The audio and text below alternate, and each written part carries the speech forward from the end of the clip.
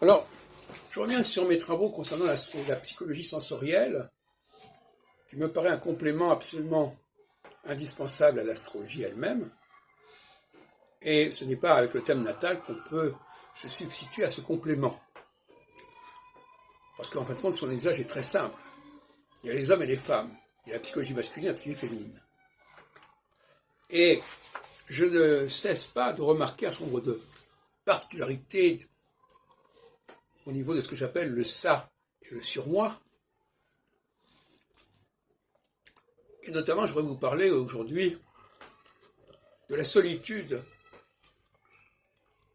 Quand quelqu'un est seul, son moi, son ça, n'est plus contrôlé. Donc il y a des excès.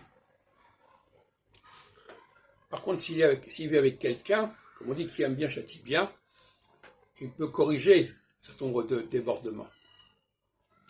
Donc quand vous voyez une femme, par exemple, commettre des excès de langage, des outrances de langage,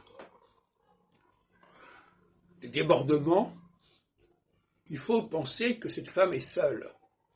Ça ne veut pas forcément qu'elle vit seule, mais personne ne s'occupe d'elle, personne ne la contrôle, personne ne l'aide à se corriger.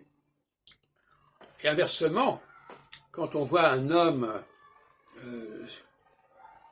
porter des vêtements qui sentent mauvais, par exemple, il n'a pas la propreté souhaitée, et bien c'est la même chose. Ce sont les effets de la solitude. Donc, le ça ne peut être contrôlé que par un surmoi. Le surmoi, quelque part, bon, il y a le surmoi intérieur, bien sûr, mais il y a aussi le surmoi social. Et si la personne est laissée à elle-même, le surmoi ne va pas pouvoir s'établir, se développer.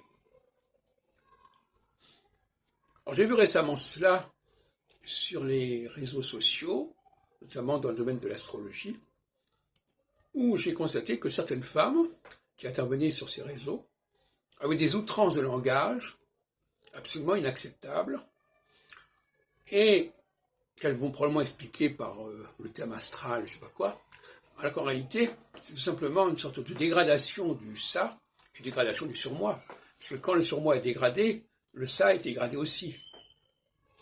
Parce qu'il s'hypertrophie. Une hypertrophie qui fait que la personne dit ce qu'elle veut, dit ce qui lui passe par la tête, dit ce que tout le monde pense tout bas, et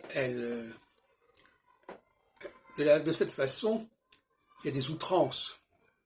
Et je terminerai en disant que les outrances masculines, par certains côtés, sont moins graves que les outrances féminines. Parce que quand on ne se lave pas, on peut se laver. On peut vous laver. Quand on prend l'habitude de dire n'importe quoi, ça ne se fait pas du jour au lendemain, le changement.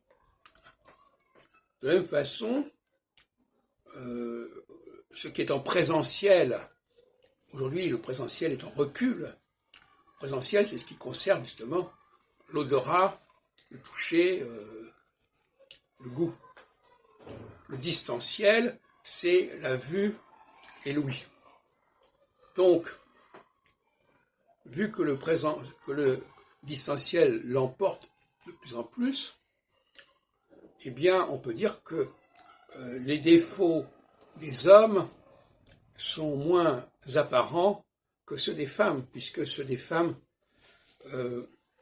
ne disparaissent pas avec le distanciel, alors que ceux des hommes disparaissent avec le distanciel, ou du moins s'estompent.